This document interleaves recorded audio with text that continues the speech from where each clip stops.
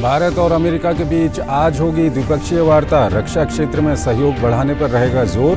PM Modi अमेरिकी संसद को भी करेंगे संबोधित। प्रधानमंत्री ने कल व्हाइट हाउस में अमेरिकी राष्ट्रपति जो बाइडेन से की मुलाकात।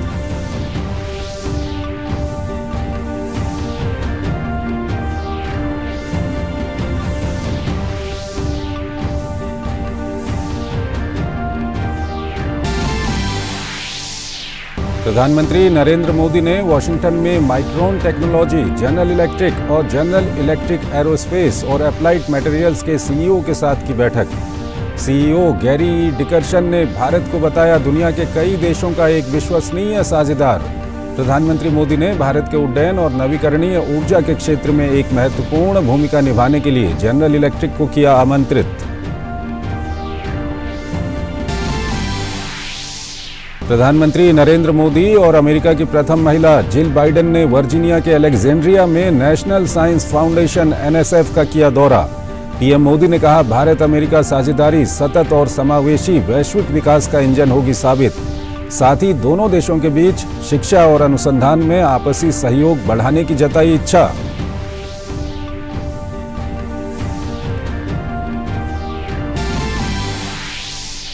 गृह मंत्री अमित शाह ने मणिपुर के हालात पर चर्चा के लिए शनिवार को नई दिल्ली में बुलाई सर्वदलीय बैठक। केंद्र सरकार राज्य में मौजूदा हालात पर लगातार बनाए हुए है नजर।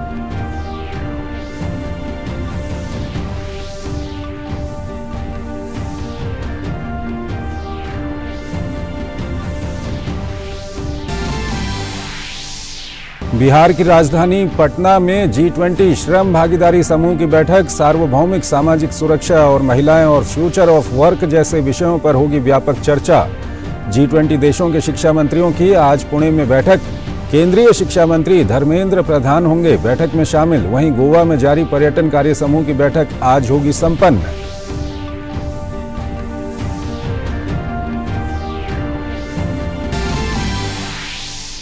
सैफ चैंपियनशिप में भारत ने कप्तान सुनील छेत्री की शानदार हैट्रिक की बदौलत पाकिस्तान को 4-0 से दी मात।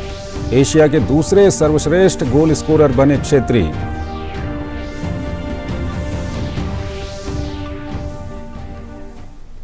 नमस्कार, डीडी न्यूज में आपका स्वागत है। मैं हूं चंद्रशेखर जोशी और आइए सबसे पहले बात करते हैं पीएम मोदी की अमेरिका यात्रा के बारे में।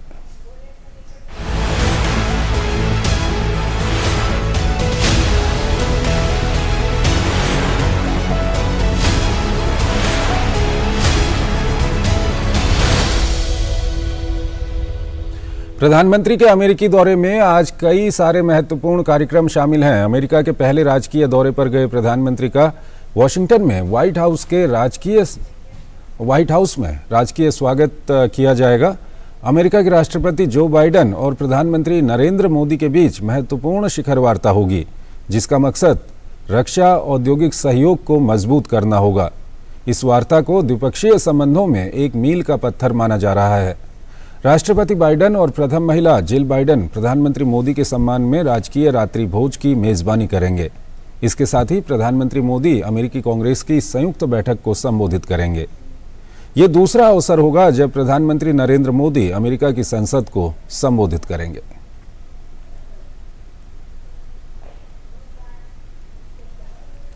इससे पहले अमेरिका की राजकीय यात्रा पर प्रधानमंत्री मोदी न्यूयॉर्क से राजधानी वॉशिंगटन डीसी पहुंचे। एयरपोर्ट जॉइंट बेस एंड्रयूज पर उनका औपचारिक रूप से स्वागत किया गया। प्रधानमंत्री नरेंद्र मोदी को गार्ड ऑफ ऑनर दिया गया।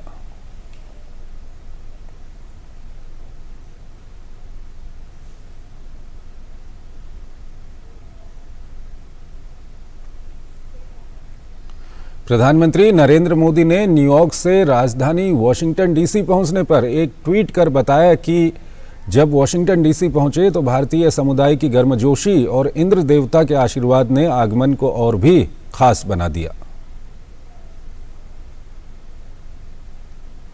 प्रधानमंत्री नरेंद्र मोदी ने वॉशिंगटन डीसी में अमेरिकी राष्ट्रपति जो बाइडेन से व्हाइट हाउस में मुलाकात की।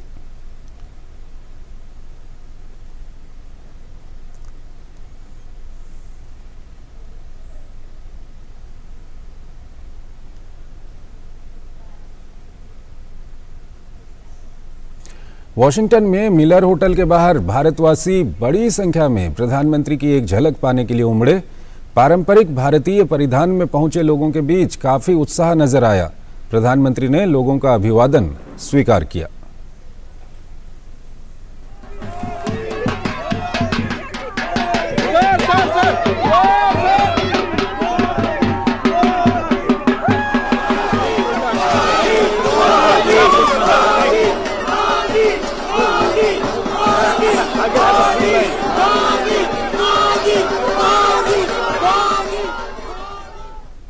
होटल की लॉबी में भी भारतीय लोग प्रधानमंत्री का अभिवादन करने के लिए खड़े थे। प्रधानमंत्री ने लोगों से मुलाकात की और ऑटोग्राफ भी दिए। लोग जोश के साथ वंदे मातरम के नारे लगाते रहे।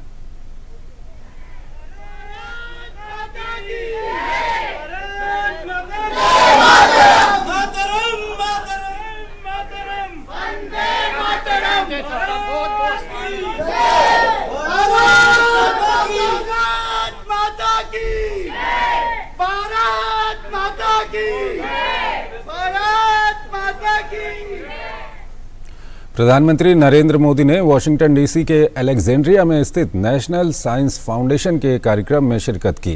कार्यक्रम में अमेरिका की प्रथम महिला नागरिक डॉक्टर जिल बाइडेन भी मौजूद रहीं।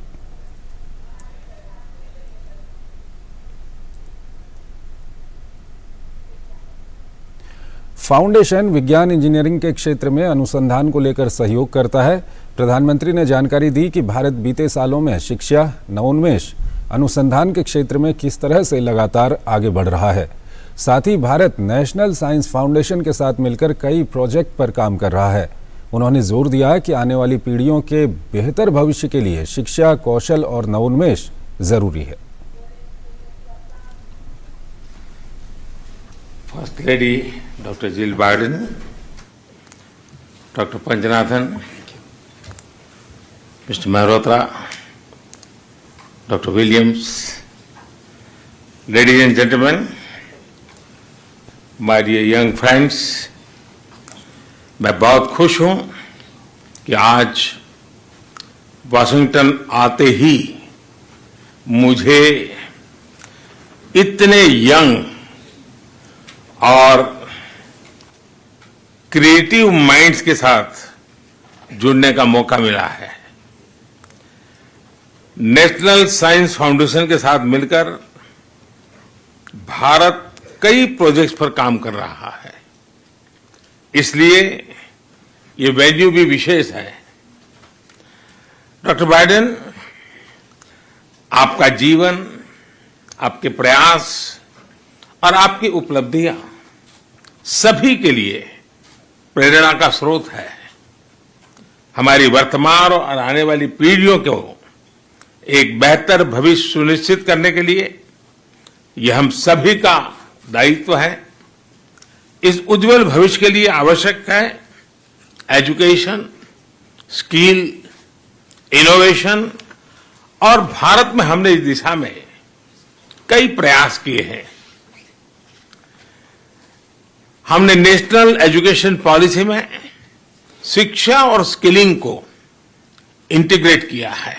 हमने स्कूलों में लगभग 10,000 अटल टिंकरिंग लैब्स उसकी स्थापना की है, जहां बच्चों को तरह तरह के इनोवेशन करने के लिए सभी प्रकार की सुविधाएं दी जा रही हैं।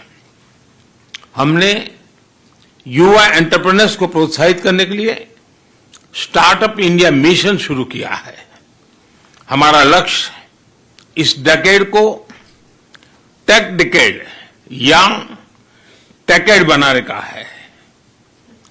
फ्रेंड्स, आज भारत और अमेरिका को ग्रोथ का मोमेंटम बनाए रखने के लिए एक पाइपलाइन ऑफ टैलेंट उसकी भी जरूरत है।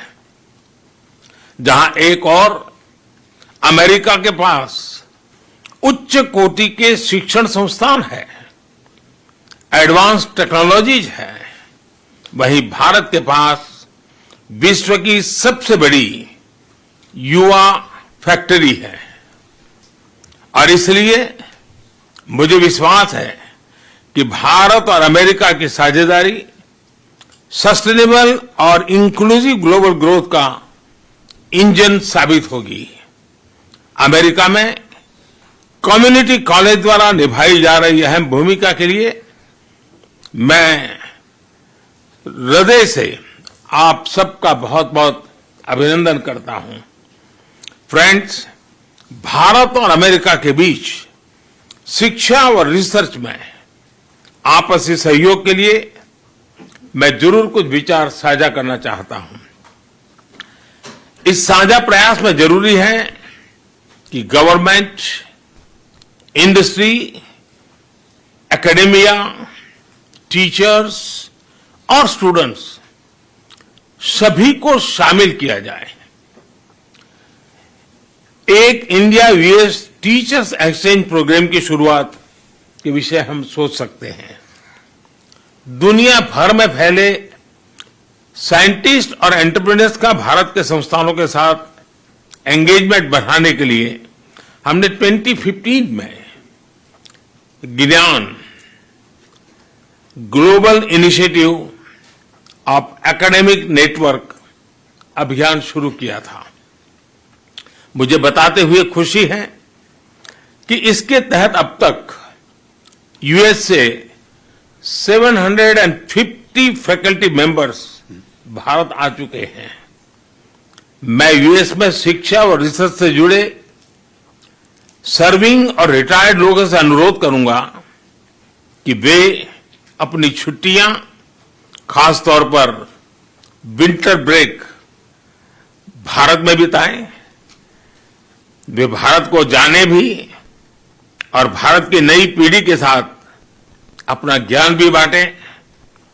आप भी जानते हैं कि युवाओं की क्रिएटिविटी और इनोवेशन का जो स्पिरिट है वो अद्भुत होता है।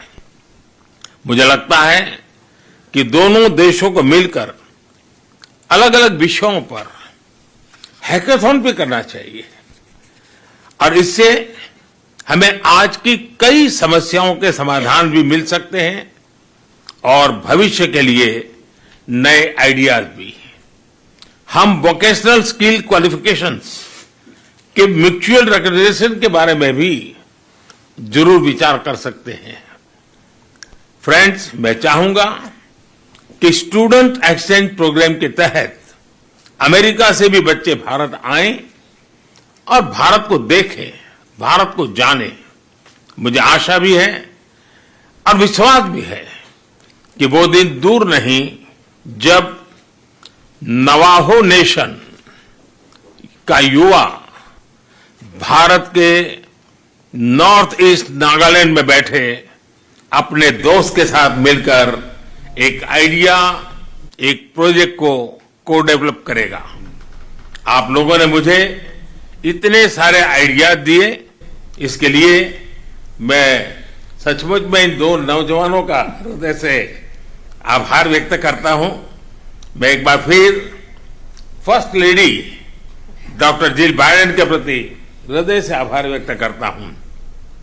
मैं नेशनल साइंस फाउंडेशन को भी और सभी को यहां आने के लिए फिर से धन्यवाद देता हूं। Thank you. वहीं डॉक्टर जिल बाइडेन ने कहा कि दोनों देशों की अर्थव्यवस्था की मजबूती के लिए जरूरी है कि युवाओं में निवेश किया जाए। Prime Minister Modi, welcome to the United States. With this official visit, we are bringing together the world's oldest and world's largest democracies.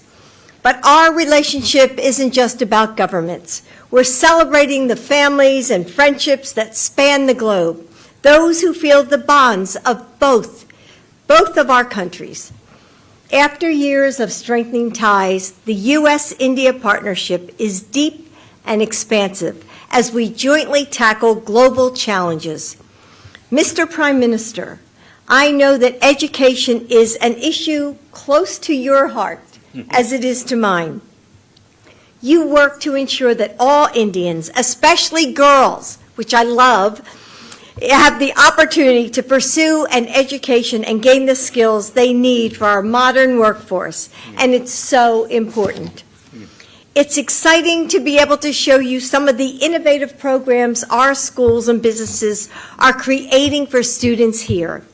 And I'm so glad to be joined by Ambassadors Garcetti and Sandow. Williams, Anshul, thank you for sharing your stories. Mr. Mehrotra, Dr. Williams, thank you for your insights and for your work. And finally, we're so grateful to the National Science Foundation for hosting us. There are students in this room who are discovering the inner workings of semiconductors, starting in middle and high school, or training for other cutting-edge jobs. And as established businesses are transformed by new technology, as industries that didn't exist a decade ago are created, this kind of training is more important to our future than ever. If we want our economies to be strong, we need to invest in young people who are our future. We need to ensure that they have the opportunities that they deserve. Through Joe's Investing in America agenda, we're creating millions of good jobs in growing industries like clean energy and manufacturing. And we're bringing together our entire administration, including agencies like NSF, to partner with employers, unions, schools, and local governments so we can ensure that students have what they need to pursue these careers. That's the Biden education pathway. It starts with free, high-quality, universal preschool and creates a high school experience that prepares students for their next steps. It provides 2 years of affordable community colleges and opens up avenues if you decide to go to a 4-year college. That's how we build the future of our workforce. Education is the cornerstone of the bond between India and the United States, one we hope to keep strengthening and building with this visit. Our universities are partnering together, leading research, creating apprenticeships and internships that span the ocean. And as we've seen here, students from both countries are learning and growing alongside of each other, discovering the people they want to become, and building a better world together. Working side by side, our nations can create a safer, healthier, more prosperous future for everyone. So again, to Prime Minister Modi and the entire Indian delegation, thank you for joining us. Thank you. And we wish you a memorable visit. Thank you. National science foundation में skilling for future कार्यक्रम में शिरकत करने वाले scholar छात्रों ने प्रधानमंत्री मोदी से मिलने पर गर्व और उत्साह जाहिर किया। उन्होंने कहा, विज्ञान और तकनीक के क्षेत्र में आगे बढ़ने और भारत अमेरिका के बीच बढ़ रहे सहयोग से नवोन्मेष को नई ऊंचाई मिलेगी। It was absolutely inspiring to share space with Honorable Prime Minister of India and First Lady Jill Biden, and to hear their thoughts about the various opportunities available and their passion for education. And I'm really looking forward to how I can combine all this inspiration to achieve something worthwhile. Thank you. Prime Minister Modi also mentioned that we have to start at the lowest part of students and help faculty as well understand that there's other opportunities out there rather than going through your typical 4-year schooling, where you can get an internship, apprenticeship that can also get you to a very well established career. I saw Prime Minister Narendra Modi, and after listening his visionary talk today, I got motivated. I'm inspired to keep working hard work and live up to expectations of my country. I just attended the event of the Honorable Prime Minister of India. I'm very happy and hopeful about the future, about the plans that he has mentioned, about the teacher exchange program, about teachers attending winter, taking the winter break in India to teach and get to know the people and students in India, technology transfer, all of them sound very hopeful, and I'm very excited. It was very exciting for me, and I was quite proud to represent the Indian research community here at this event, and it was very illuminating to listen to Prime Minister Modi and Dr. Jill Biden, and it was quite interesting to know what the two countries have been doing, and it is quite motivating to work more, and I hope that the two countries can do a lot more ahead in terms of science and technology. It was very inspiring to be sitting there and also listening to him and his vision for India, and listening to how he and Dr. Biden, they plan to work together to make everything, the collaboration between US and India very, very strong together in the future, as well as the present initiatives that they're both leading. And I felt very inspired and encouraged after listening to him. I think seeing the interaction between the Prime Minister and First Lady today, there was a tremendous energy in the room, and it really made me aware of the depth of the intellectual and scientific collaboration between India and the United States, and really inspires me to participate in that exchange and grow its depth. प्रधानमंत्री नरेंद्र मोदी ने America की प्रथम महिला doctor Jill Biden को प्रयोगशाला में विकसित 7.5 carat का ग्रीन डायमंड उपहार में दिया है। प्रधानमंत्री नरेंद्र मोदी ने अमेरिकी राष्ट्रपति जो बाइडेन को एक विशेष चंदन का डिब्बा भी भेंट किया, जिसे जयपुर के एक मास्टर शिल्पकार द्वारा हस्तनिर्मित किया गया है। इस पर मैसूर से प्राप्त लंदन में जटिल रूप से नक्काशीदार वनस्पतियों और जीवों के पैटर्न हैं।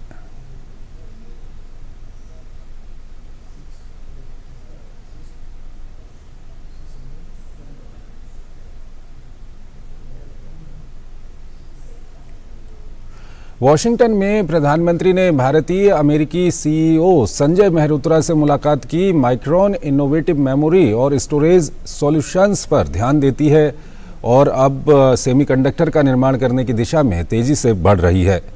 प्रधानमंत्री भारत में सेमीकंडक्टर निर्माण के लिए माइक्रॉन टेक को उन्होंने आमंत्रित भी किया। Had an excellent meeting with Prime Minister Modi. Very impressed with the vision that he has for India and the advances that India is making. We discussed a wide range of topics, and we really look forward to greater opportunities in India.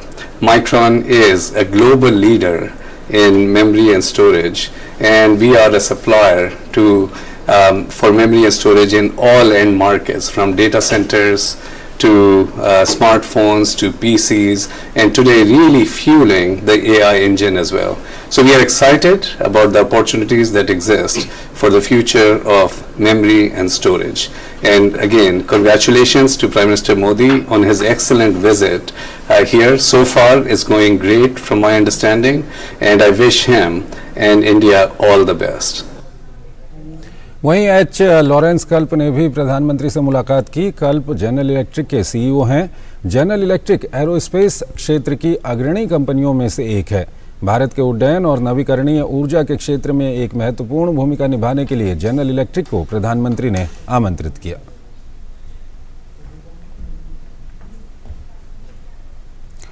केंद्रीय गृह मंत्री अमित शाह ने मणिपुर की स्थिति पर चर्चा करने के लिए 24 जून यानी शनिवार को एक सर्वदलीय बैठक बुलाई है। गृह मंत्रालय के प्रवक्ता ने एक ट्वीट कर ये जानकारी दी। ट्वीट में उन्होंने लिखा कि केंद्रीय गृह मंत्री अमित शाह ने मणिपुर की स्थिति पर चर्चा करने के लिए 24 जून को दोपहर 3 बजे नई दिल्ली में सर्वदलीय बैठक बुलाई है।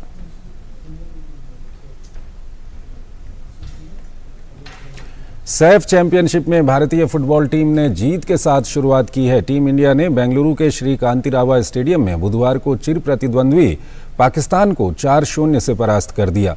भारत के लिए इस मैच के हीरो कप्तान सुनील छेत्री रहे। उन्होंने शानदार प्रदर्शन करते हुए हैट्रिक लगाई। उनके अलावा उदांता सिंह ने एक गोल किया। भारतीय टीम ने शुरू से ही पाकिस्तान पर दबाव बनाए रखा। भारत ने पहले हाफ में ही 2 गोल कर दिए। भारतीय कप्तान सुनील छेत्री ने 10वें मिनट में पहला गोल किया। इसके बाद उन्होंने 16वें मिनट में दूसरा गोल पेनल्टी पर किया। इसके बाद दूसरे हाफ में भारत ने 2 गोल और किए। इस हैट्रिक के साथ ही सुनील छेत्री एशिया के दूसरे सर्वश्रेष्ठ गोल स्कोरर बन गए हैं। भारत अपना अगला मैच शनिवार को नेपाल के साथ खेलेगा। G20 देशों के श्रम संबंधी समूह की श्रम 20 की शिखर बैठक आज से बिहार की राजधानी पटना में शुरू होगी। बैठक में भारत सहित 28 देशों के 173 प्रतिनिधि भाग लेंगे। बैठक में सार्वभौमिक सामाजिक सुरक्षा और महिलाएं और फ्यूचर ऑफ वर्क जैसे विषयों पर व्यापक चर्चा होगी। L20 सम्मेलन का शुभारंभ बिहार के राज्यपाल फागू चौहान द्वारा दीप प्रज्वलित कर किया जाएगा। बैठक में केंद्रीय श्रम मंत्री भूपेंद्र यादव और केंद्रीय श्रम राज्य मंत्री रामेश्वर तेली और बिहार सरकार के श्रम मंत्री सुरेंद्र राम भी मौजूद रहेंगे।